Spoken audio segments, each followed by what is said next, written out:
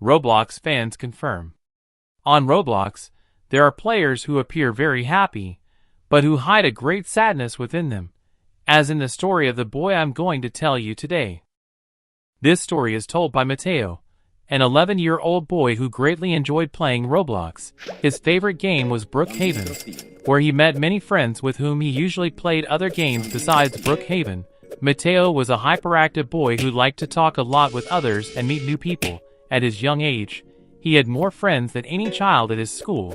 Mateo always tried to help everyone and get along well with everyone. Although behind all this, there was a very sad context explaining why Mateo was like this. Mateo tells us that everything started when his family found his father cheating on his mother with one of her close friends. This is where Mateo's suffering began. That week they found out about the infidelity. Discussions could be heard in Mateo's house 24 hours a day, causing Mateo to lock himself in his room. Mateo did not want to know anything because he didn't want to believe that his dad had done something like that. Mateo turned on his computer and put on his headphones, turned the volume all the way up, and started playing Roblox to somehow silence all those shouts that echoed through every corner of the house. Even with the volume at maximum, Mateo kept hearing his parents' screams. A friend Mateo was playing with heard a bit of what was happening. The friend asked Mateo if he was okay, and Mateo, with a broken voice, said nothing was wrong and to keep playing. Mateo was playing with his friend through tears, going from being hyperactive to antisocial with everyone around him. For Mateo, there was only school and playing Roblox with his friends. Mateo found a safe place in Roblox where he could receive some of the attention his parents were not giving him. One day, Mateo's parents were called by the school. What had happened was that Mateo was about to fail a subject due to his poor performance. Mateo's parents took this even worse and decided not to seek help for their poor son, but instead scolded him relentlessly. It is said that they punished him with a belt, with a whip, leaving marks on Mateo and, above all, great sadness. To top it off, this sparked a fight between his parents where Mateo himself had to intervene to prevent it from escalating. Mateo, truly, was very sad. He felt that he was born to suffer, that no one really loved him in his home. So poor Mateo felt a great void in his heart. One day, upon waking up, Mateo encountered a fierce and different discussion between his parents. This time it seemed like a different fight. The blows and abuse sounded more alarming. Everything calmed down when Mateo threw a ceramic vase on the floor to get attention. Mateo's parents got scared and went to see what it was. And there they found Mateo with injuries from the small pieces that had scattered.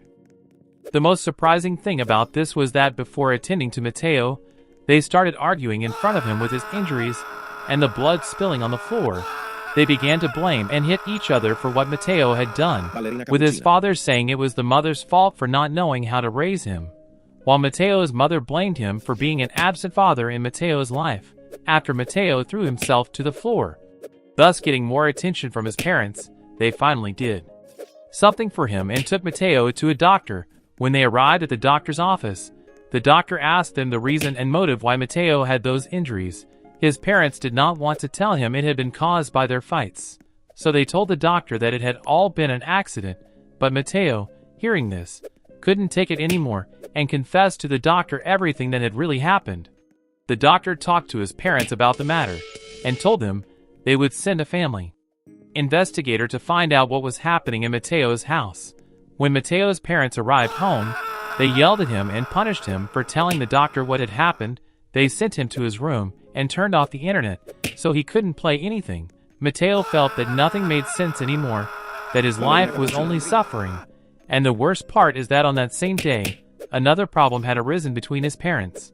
And this time a very serious one. So, Mateo's parents began to hit each other brutally, reaching the point of dragging each other across the floor with punches and kicks. Mateo's father pushed Mateo's mother down the stairs. Mateo was scared by all this and ran out of the house because he thought the same thing was going to happen to him. Mateo started screaming help, pleading for help between screams and tears. One of the local neighbors heard him and called the police.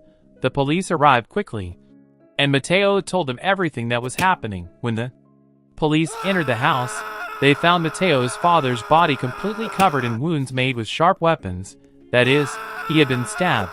According to the police story, Matteo's mother, after falling down the stairs, ran to the kitchen to grab one of the knives that were there to defend herself, and in the end, Matteo's father was seriously injured, and the mother was taken to jail for doing that. In the end, both parents were found guilty, causing both to remain detained in jail and leaving Matteo completely alone. Matteo was quite devastated by that news because he did not want to be separated from his parents. So Matteo was left alone. Matteo tells us that after that, an aunt decided to take care of him, but not for long because she had a job that did not allow her to be attentive to Matteo. So Matteo was left alone, completely alone. The authorities decided to look for an adoptive family for Matteo. And although Matteo was sad because none of his relatives wanted to adopt him, and that family does love and care for him to this day, people, this story was quite sad. It was truly something to reflect upon, but fortunately, Matteo is happy now.